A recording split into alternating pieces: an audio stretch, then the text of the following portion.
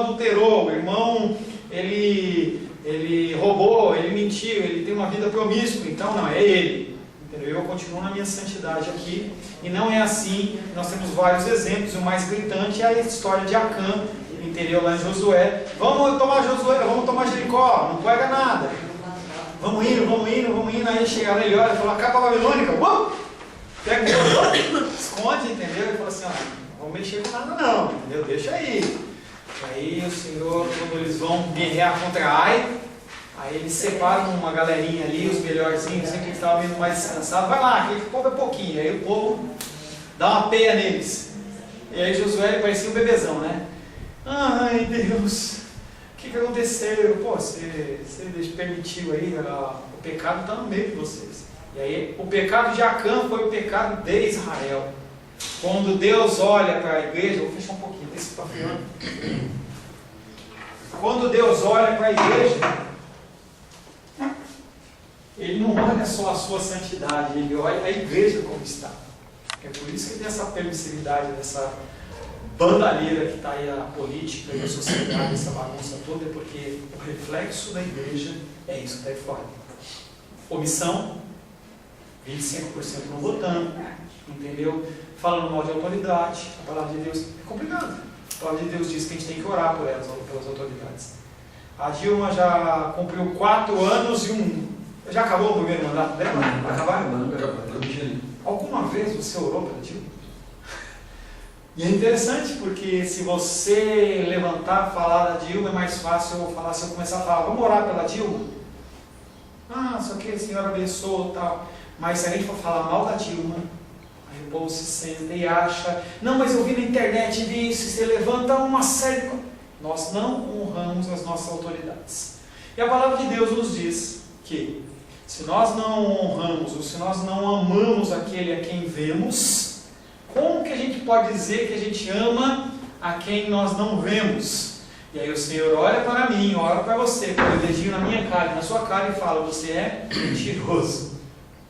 E nem o mentiroso entrará no reino dos céus. Complicado essa situação, né? Produção do conhecimento ainda. O problema da simbolização no cristianismo católico se dá no momento em que essas experiências ou tradições se equiparam ou suplantam a Bíblia. Qual que é o problema maior do catolicismo? E entenda que se você for ler o catolicismo hoje, talvez você ache que o catolicismo está melhor do que nós como cristãos evangélicos. Sim ou não? Você acha que quando Deus... Vamos dizer que aquele filme do Jim Carrey, sabe? O Senhor lá que ele vira Deus, sabe? Você viu aquele filme? Imagina que Deus te dá essa autoridade e... Como é que você agiria com aquela autoridade? Será que você, como Deus, se olhasse o católico e ele é fiel na missa, ele é uma pessoa que respeita a autoridade, porque dificilmente você vê um católico falando do seu padre. Mentira, verdade? Verdade. Você não vê ele falando do Papa. Mas ele é idólatra. Ele olha para a estatuinha dele lá, você vai lá no pezinho da estátua, está até lisinha, né? Tanto passa a mão, entendeu? Está sem tinta. O cara vai lá, quando é convocado uma ida para Aparecida, o cara vai. O muçulmano, quando ele é convocado lá uma vez por ano, lá pelo negócio dele, lá no Ramadã, ele vai e faz. E aí você é Deus, você está olhando tudo isso. E aí você olha para os evangélicos, que dizem que são cristãos, mas eles roubam, eles matam, eles defraudam, ele fala mal da autoridade. Na hora do culto, chega atrasado. Na hora da aula, não podia perder essa, né? Na hora da aula, chega atrasado. Como diria o Roberto Carlos. Chega atrasado. Você acha, como cristão, que você pode fazer essas coisas e Deus vai olhar para você e falar assim, não, ele não é idólatra. Tudo bem. Tudo bem. Não é bem assim não. Será que você, como Deus, iria mandar para o inferno as pessoas que viram os milagres de Deus em Cafarnaum? Ou as pessoas que estavam em Sodoma e Gomorra e que nunca tiveram contato com a palavra? Lembra dos evangelhos? Cafarnaum, Corazim. Se tivesse ocorrido os milagres assim lá em Sodoma, não seria Sodoma ou Gomorra que ele fala, mas uma das cidades lá, se tivesse ocorrido lá, eles tinham se convertido. Lembra de Jonas lá em Nínive? E aí, como é que você, como Deus, julgaria? E aí a gente vê que o catolicismo ele tem um problema, um dos problemas dele é que eles vão construindo experiências. Não é de você falar mal, não, porque quem cuidou da palavra de Deus, todos os escritos, até outro dia aqui, foram eles. Tá? Pode falar mal das Bíblias, das pregações em latim, você pode falar o que quiser. Mas tinha lá, entendeu, os caras com o crucifixo, entendeu, com o bonequinho lá, o cara se ajoelhava perante Maria, e ele estava lá dia e noite, na mão grande, copiando, para que você e eu tivéssemos acesso, instrumentos, tá? Mas o que acontece? O catolicismo, conforme vai caminhando, eles começam a trazer tradições. As tradições, elas são boas, não são coisas ruins, mas elas não podem suplantar a Bíblia. Então a Bíblia estava aqui e as tradições elas foram crescendo. O Papa não erra, o Papa é Deus, tal, está aqui em cima. E aí, quando você toma com uma mariolatria, é exatamente esse contexto. Você tem Bíblias que mostram a assunção de Maria aos céus. Eu estava lá em Pirinópolis, 2 anos atrás, numa pousada, eu passei, né, o cara era católico. Tomou o telefone. Aí eu olhei lá, estava virado exatamente na página em que estava explicando a Assunção de Maria, como aconteceu. Então, esse tipo de coisa são tradições que são acrescentadas, mas a gente não tem feito isso na igreja evangélica. A gente começa a colocar tradições. Eu brinquei com vocês no negócio do terno, mas tem diferença. Eu não estou falando que não tem que. Eu estou dizendo que se eu for na tua igreja, meu irmão vai falar do seminário. Se ele falar para mim assim, olha, aqui na minha igreja, para você dar aula ou para você pregar, você tem que usar a blusa com colarinho daquelas de padre, sabe aquela colarinho? Não é de padre, né? É protestante. As pessoas têm confusão, acham que aquilo ali é de padre. Quem criou foi um protestante. Não, é verdade. Tá? Mas quando você olha, quando eu postei um vídeo meu com aquela golinha, um amigo lá de São Paulo, falou assim, pô, você está com uma blusa de padre. Não é de padre. Eu expliquei para ele. Se ele falar para mim que o contexto é esse, eu posso falar para ele e falar assim, olha, eu não vou. Mas se eu for, eu tenho que me adaptar. É aquilo que o irmão estava falando, a gente tem que se adaptar àquilo que está lá. Você tem que ser uma luz no meio das trevas, você tem que falar, enquanto não perverter aqueles mandamentos, você tem que seguir. Então, o irmão também. Exatamente. Isso é o quê? Amor. Então, na igreja do pastor Silvio, de um amigo nosso que é da denominação lá do Luizinho do Erivelto, do livro aqui, ele tem um membro que ele contou para mim que a moça, não sei qual é na sua, assim, que ela usa vela. Acho que é do Silvio. Tem uma igreja de um amigo nosso em que a pessoa veio da congregação e falou assim, pastor, a congregação mais perto é muito longe daqui.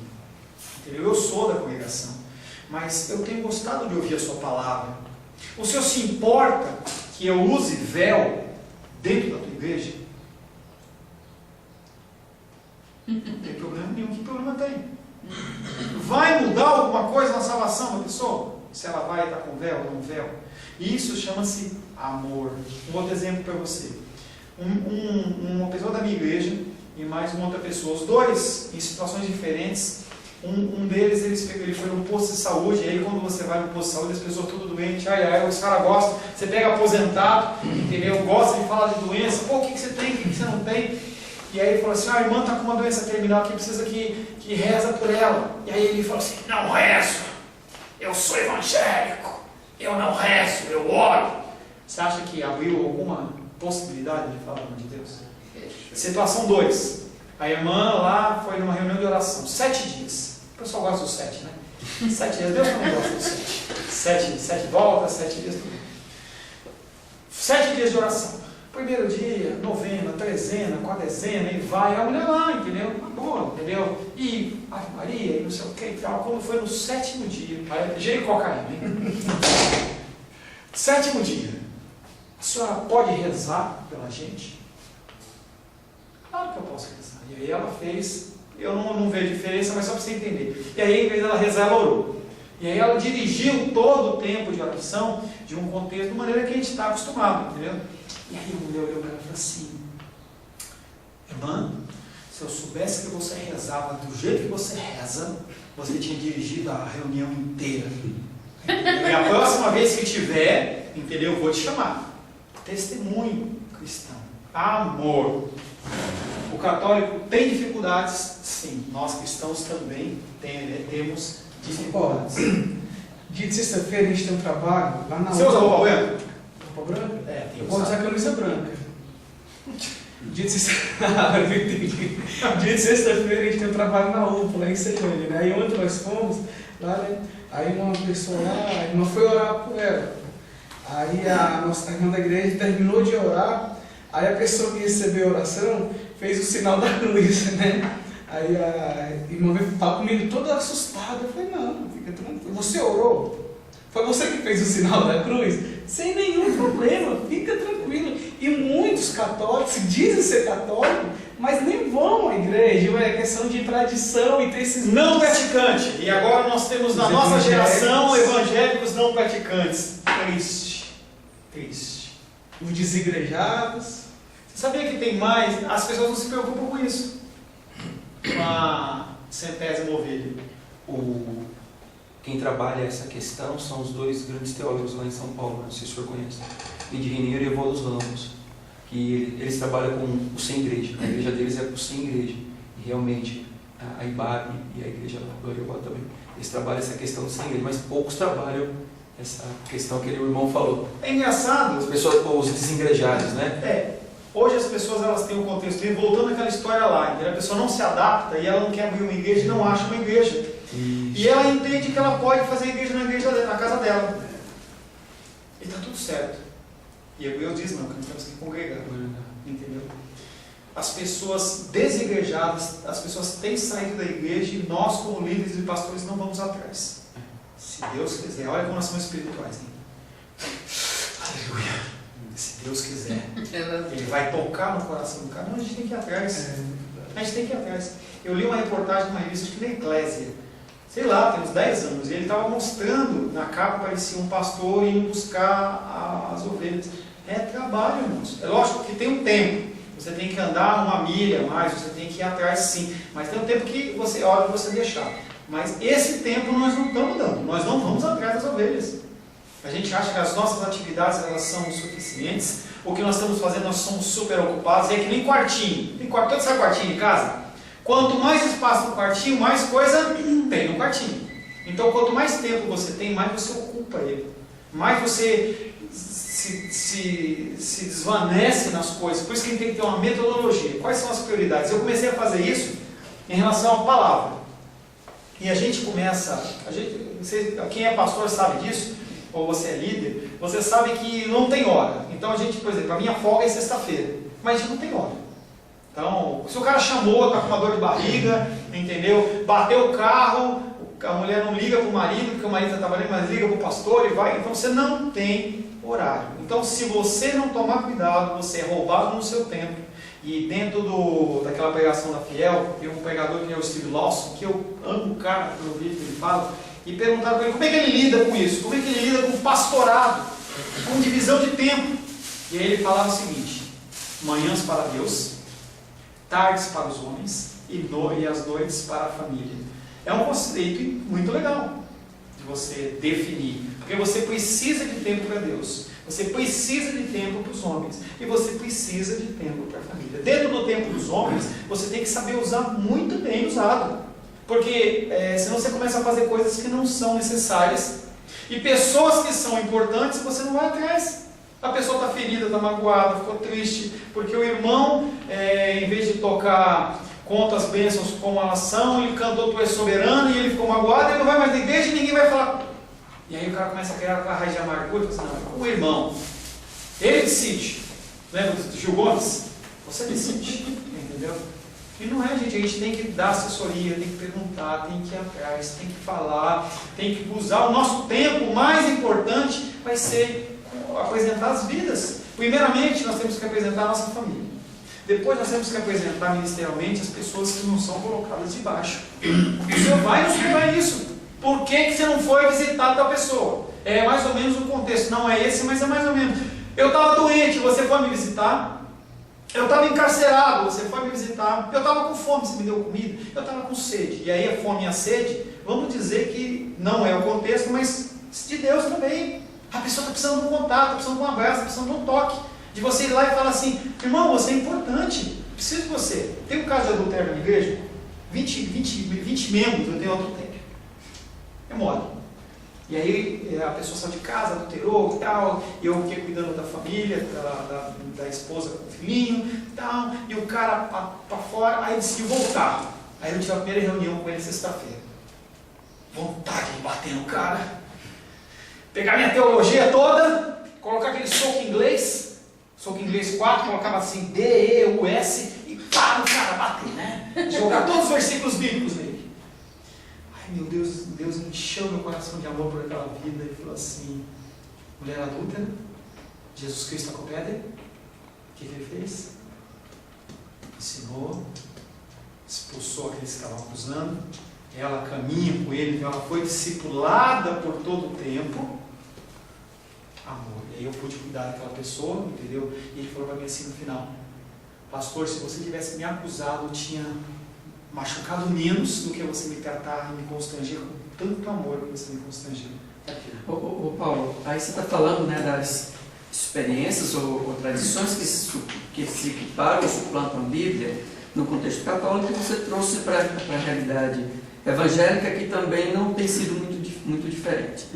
Quando a gente pensa nessa coisa dos desigrejados, eu entendo assim também que essas experiências ou tradições no contexto evangélico nos conduziram a não entendermos exatamente o que é o chamado, a vocação ministerial, né?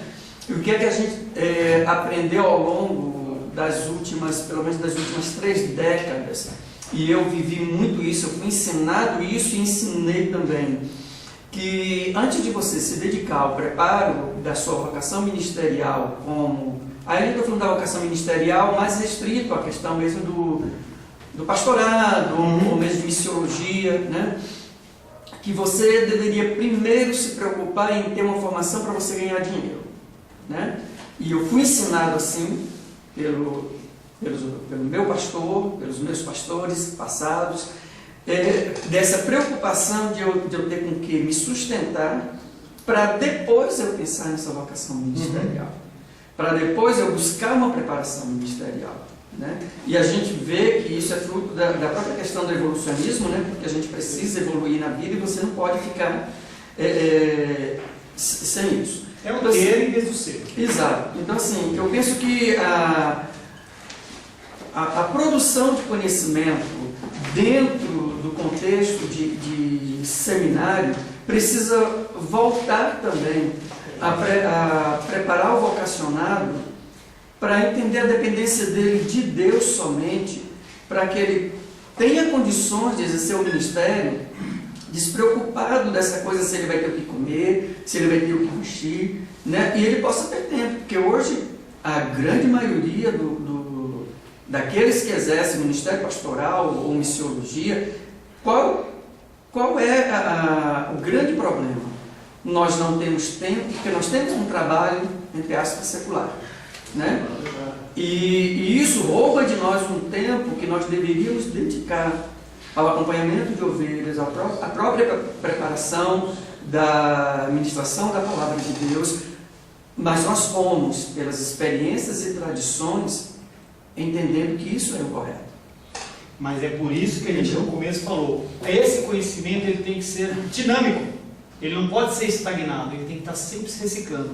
Eu no momento inicial eu tinha convicções, eu acreditava de verdade, entendeu? Quando eu contei a história para você lá rapidamente do negócio da unção dos bueiros lá, entendeu? Eu acreditava que estava fazendo uma coisa certa. Eu não acredito, as pessoas, tem uma gama de pessoas que são do mal, digamos assim, a pessoa faz iniquamente, mas tem um grande grupo de pessoas que faz fielmente achando que aquilo está certo, e é diferente. Então, dinamicamente, quando eu entrei em CEBI, eu comecei a receber conhecimentos em que eu comparava, porque nós não somos ameba, já falei para você, a gente compara o que aquilo é, entendeu? Busca o conhecimento e fecha em alguma coisa, e aquilo vai ser a tua formação. É o que vai ter. E você não pode ser Gabriela. Sempre fui assim e vou morrer assim. Você tem que estar sempre se reciclando.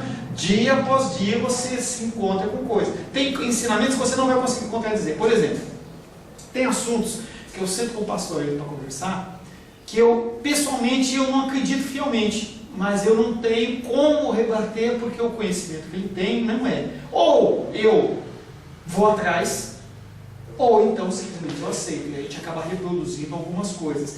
Mas você tem que, no caminhar da sua vida, você tem que transformar essa reprodução papagaio por uma reprodução alicerçada na palavra, ver o que a palavra está dizendo. Estava lá no mês passado, lá em Ceilândia, estava falando sobre pastorado feminino, e aí a irmã, que já foi pastora, eu falava alguma coisa que ela falou assim, não concordo, ela falou sobre o nível de pecado, o que é você estar agindo fora, entendeu?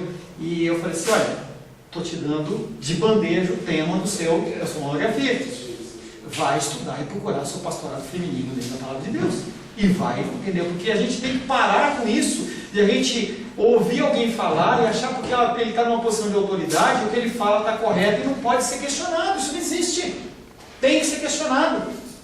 Tem que ser questionado. A pessoa tem que ser questionada até para ela se formar, e quando ela for passar para uma próxima pessoa, ela passa aquilo com embasamento. 1 Pedro diz que a gente tem que estar pronto sempre para dizer que sobre o amor de Deus, sobre as coisas do Senhor, com mansidão. E tem que estar pronto. Você não pode simplesmente falar assim, não sei, se vira, não é assim. O cara faz uma pergunta de apóstolo para você, e aí você não tem nenhum conhecimento, você fala, é isso, e se você não acreditar, você vai para o inferno. Você tem que buscar conhecimento. Não foi assim com você, por que você quer agir assim com as pessoas? Vamos lá. Formas de conhecimento. Pela sua capacidade de ação e reflexão, o homem entra em relação com o mundo e com outros homens num contexto social histórico determinado. Na medida que essas relações vão se estabelecendo, ele vai construindo um sistema de representações que lhe possibilita viver e compreender a sua existência, dependendo da forma como estabelecemos as suas relações com a realidade. O homem pode aprendê-la de modos diversos, construindo diferentes sistemas de representação. Você, diante de cada situação, está amarrado. Diante de cada situação, é o mesmo, hein? Diante de cada situação, você interage com ela, então você estabelece relacionamentos, e você é aquilo do dinâmico, você vai sempre interagindo, você vai crescendo, você vai estabelecendo as suas normas de vida. Primeiro, formas de conhecimento. Primeiro, conhecimento científico, senso comum, mítico, religioso, filosófico. Primeiro, conhecimento científico. Para o conhecimento científico, a realidade a ser conhecida não se apresenta como objeto à mostra, claro e transparente. A necessidade de conhecer os fenômenos na sua essência.